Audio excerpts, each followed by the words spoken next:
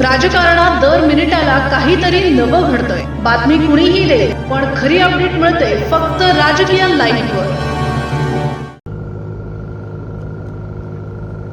लाडकं नेतृत्व म्हणून ज्यांच्याकडे पाहिलं जायचं आणि कल्पनाही करवत नाही की ते आज आपल्यामध्ये नाहीत, असे अजितदादा पवार साहेब यांना श्रद्धांजली अर्पण करायला आपण सगळे इथं जमलो। बीड जिल्ह्याचे पालकमंत्री, राज्याचे उपमुख्यमंत्री आणि अनेक वेळा त्यांच्या आणि आमचे वेगवेगळ्या बैठका असतील किंवा वेगवेगळ्या आंदोलनाच्या माध्यमातून दादांचे आमच्या अनेक प्रसंगी अनेक वेळा भेटीगाठी झाल्या, अनेक वेळा त्यांच्याशी संवाद साधता आला। परंतु जेवढे राजकारणी आहेत त्यांच्यात आणि दादातला एक वेगळा फरक जाणवला। एक स्पष्ट वक्ता, परखड बोलणारे व्यक्ती म्हणून त्यांचे परिचय होता।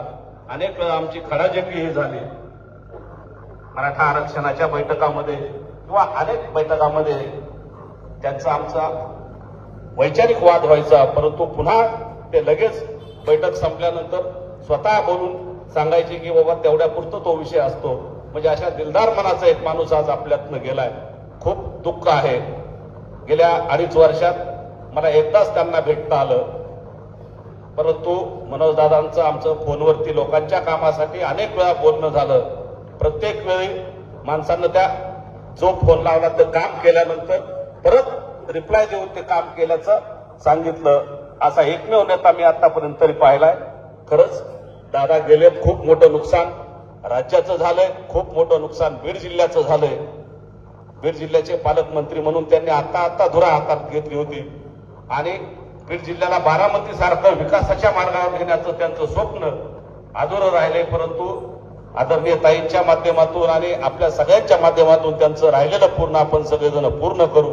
मी अखंड मराठा समाजाच्या वतीने, मनोजदादांच्या वतीने, माझ्या कुटुंबाच्या वतीने, दैनिक सूर्योदय परिवाराच्या वतीने मी दादांना भावपूर्ण श्रद्धांजली अर्पण करतो आणि थांबतो। धन्यवाद। राजकीय घडामोडींचा सर्वात वेगवान अपडेट फक्त इथेच राजकीय लाईव्हवर। आमच्या YouTube चॅनलला लाईक, शेअर, सबस्क्राईब करा आणि रहा राजकारणाच्या रणभूमीवरील थेट नजरेत।